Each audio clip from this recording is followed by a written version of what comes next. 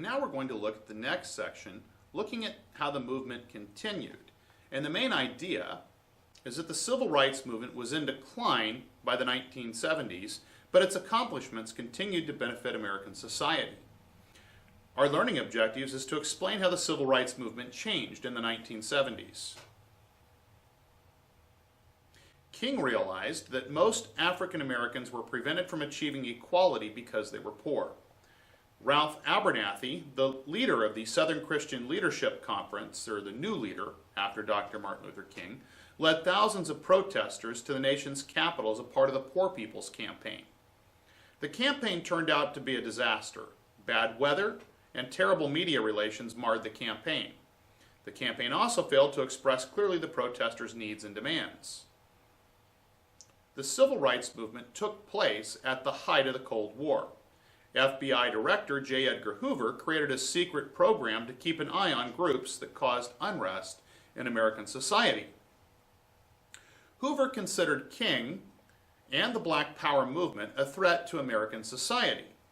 The FBI infiltrated civil rights movement groups and worked to disrupt them. He spread false rumors, for example, that the Black Panthers intended to kill SNCC members. They forged harmful posters, leaflets, and correspondence from the targeted groups.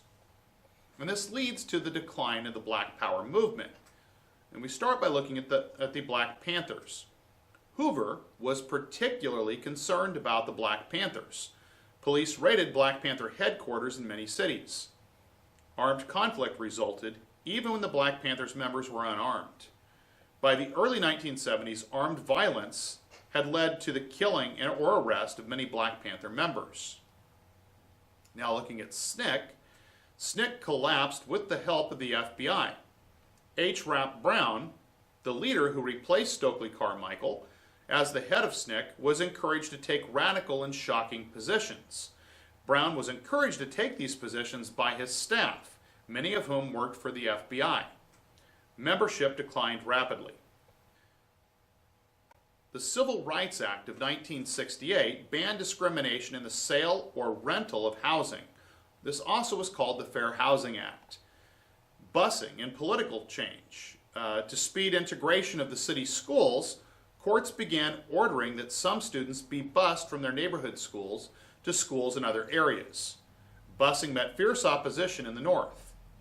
Busing was a major cause of the migration of whites from cities to the suburbs, and this kind of became known as white flight.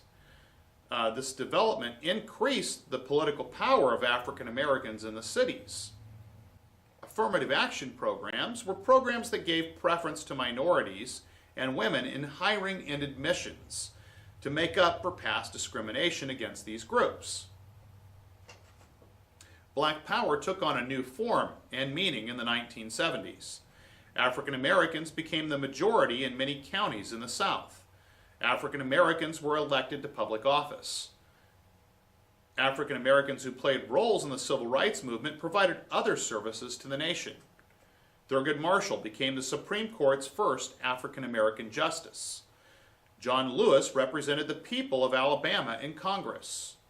Andrew Young became Georgia's first African American member of Congress since Reconstruction, and U.S. Ambassador to the United Nations and the Mayor of Atlanta.